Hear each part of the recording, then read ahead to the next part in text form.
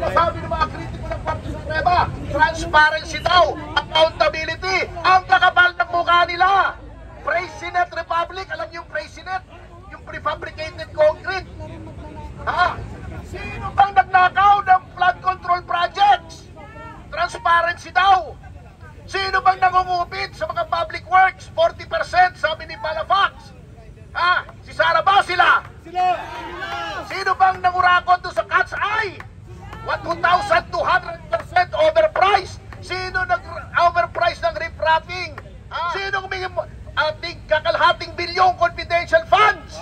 Magkapatid na Rimulya, DOJ, DILG. Sino may 4 na bilyon ng confidential funds? Office of the President. Mag-iinitay dito bago sasabihin nila mali daw yung timeline ng Supreme Court.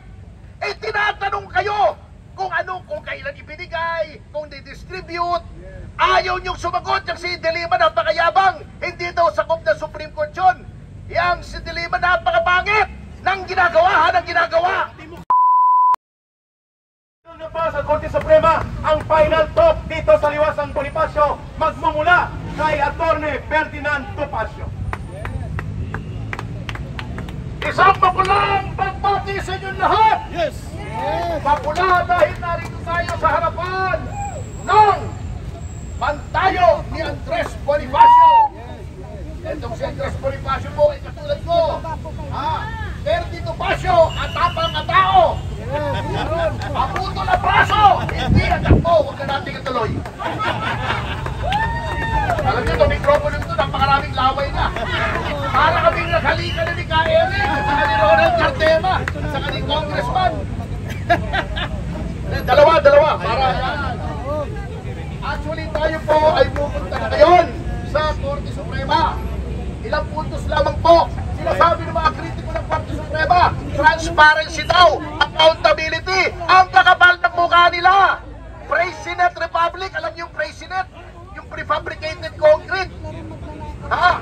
Sino bang nagnakaw ng flood control projects? Transparency daw. Sino bang nangungupit sa mga public works? 40% sabi ni Palafox. Ha? Si Sara ba sila? Sino bang nangurakot doon sa Cat's Eye? 1,200% overpriced. Sino nag-overpriced ng ripraping? Sa Baguio, sinong nangungurakot sa mga tulay, sa mga simento, sa mga kalsada? Sinong may ating kakalhating bilyong confidential funds? Magkapatid na Rimulya, DOJ, DILG. Sino may 4 na bilyon ng confidential funds? Office of the President. Mag-iinitay dito bago sasabihin nila mali daw yung timeline ng Supreme Court. Eh tinatanong kayo kung kailan ibinigay, kung di-distribute. Ayaw niyong sumagot. Yung si De Lima napakayabang, hindi daw sakop na Supreme Court yun. Yang si De Lima napakapangit ng ginagawa, ng ginagawa.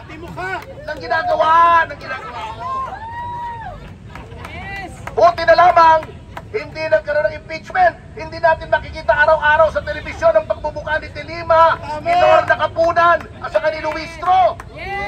Masakit sa mata. Anyway, ngayon po ay pupunta na tayo. Magsama-sama na tayo. Mangunguna si Ka-Eric para pag natransyon, siya unang-una matatransyon. Kasama ang ating Duterte Rider supporters, Inday Cares, Isda, Marcos Alisjan, Sara, Search Movement, etc. Hindi magagapi. Dugtungan natin ang tao, ang bayan, ang Korte Suprema. Hindi magagapi. Ang tao, ang bayan, ang Korte Suprema. Hindi magagapi. Ang tao, ang bayan, ang Korte Suprema. Hindi magagapi. The people united will never be defeated. The people united will never be defeated. Mga kababayan, ito po ay makasaysayang pagkilos sa araw na ito. Ang boses ng sambayang Pilipino ay tutulog sa Korte Suprema upang ipagtanggol ang totoong pangingibabaw ng tamang pag-iral ng batas sa ating bayan. Kaya ang panawagan ay Korte Suprema! Ipaglaban! Korte Suprema! Ipaglaban!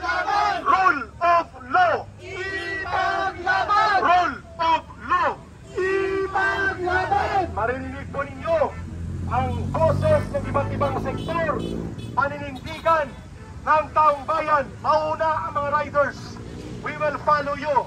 I-control nyo lang ang distance po ninyo at sabay-sabay tayong tutulog sa Korte Suprema.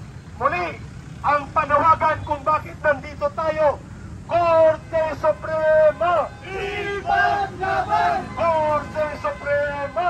Ipaglaban! Rule of law! Ipaglaban! Sa panahon ng kadiliman, sa panahon ng abuso ng gobyerno sa kapangyarihan, ang sagot ng taong bayan, ang tao, ang bayan, hindi magagapi. Ang tao, ang bayan, hindi magagapi. Ang tao, ang bayan, hindi magagapi. The people united will never be defeated. The people united will never be defeated. Ito po ay pagpapakita ng pagkakaisa ng mamamayang Pilipino. Hindi tayo papayag na ang mga salot sa lipunan ay mangingibabaw ang kanilang boses laban sa katarungan. Pakinggan po natin ang panawagan ng taong bayan. Ito po ang idinudulog ng mga mamamayan. Korte Suprema, ipaglaban! Korte Suprema, ipaglaban! Sabi nila, hindi pa natatapos ang ating misyon na ipagtanggol ang tunay na kalayaan ng ating bansa. Kung kaya, ang ating panawagan, bayan, bayan, bayan ko! Bayan, bayan, bayan ko! Di patapos ang laban mo! Di patapos ang laban mo! Gobyernong manloloko! Gobyernong manloloko! Labanan mo, itakwil mo! Labanan mo, itakwil mo! Bayan, bayan, bayan ko! Bayan, bayan, bayan ko! Di patapos ang laban mo! Di patapos ang laban mo! Ang panawagan mo, Korte Suprema! Ipaglaban! Rule of law! Ipaglaban! Korte Suprema! Ipaglaban! Rule of law! Ipaglaban! Tubig ba dyan? Water please! Tubig muna tayo!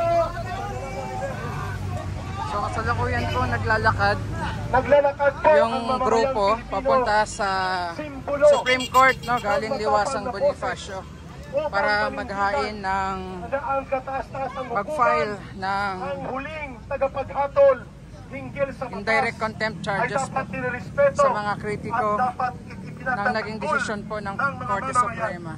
Yan po ang panawagan ng sambayanang Pilipino. Kaya sa araw na ito, tumalaguntong ang panawagan ng mamamayang Pilipino patungo sa Korte Suprema. Ang panawagan ay Korte Suprema! Ipaglaban! Korte Suprema! Ipaglaban! Rule of law! Ipaglaban! Si Brother Oliver muna para may hangin si Kang Eric. Andito. Ito, tatawag ko lang yan. Maraming salamat po sa Supreme Court. Ito, pinairal po nila ang rule of law.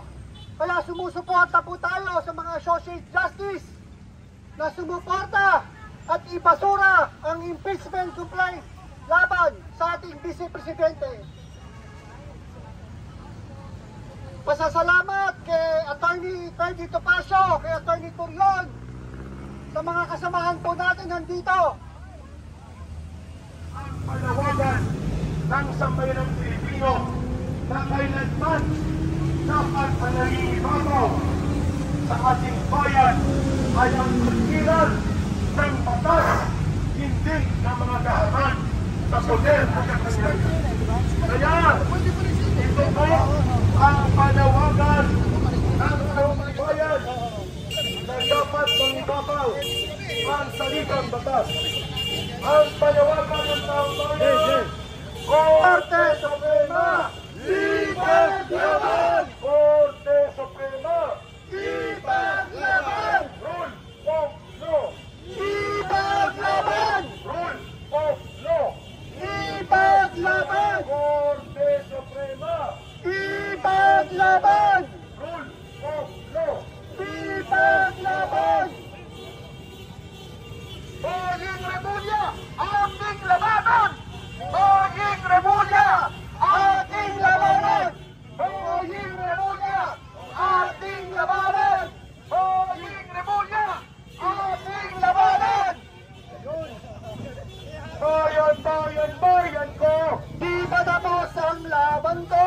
Gobyernong manloloko! Loloko! Labanan mo, itakwil mo! Labanan mo, itakwil mo! Korte Suprema! Ipaglaban! Korte Suprema! Ipaglaban! Rules of law! Ipaglaban! Okay, tabi muna tayo. Tabi lang muna po tayo. Tabi lang muna. Ang mga motor, tabi na para hindi tayo nakaharap. At magsisimula na ang mga Tayo sa Supreme Court. at magdulog sa Korte Suprema. Atty. Topacio, your announcement. Nandito po si Atty. Mark Tolentino. Ngayon po ay masasaksihan natin, papasok po siya roon at maghahain po siya ng demanda. Tabi po tayo rito mga kasama para hindi tayo nakakabala. Yan. Mga security na Supreme Court, huwag kayong magalala. Kami ay para sa inyo. Mga thunders na po kami. Wala kayong kaguluhang makikita sa amin. Puro mga abogado po to, matatanda pa. Makikita niyo po ang makasaysayang paghain ng reklamo para sa mga naglalapastangan sa ating kataas-taasang hukuman. Ito po si Atty. Mark Tolentino para magpaliwanag pa. Hello. Hello. Ito yung i-file po natin. Kasama ko si Atty. Rolex Supico. Mag-file po tayo ng petition to declare for indirect contempt against Richard Hidarian and Percival Sendenia.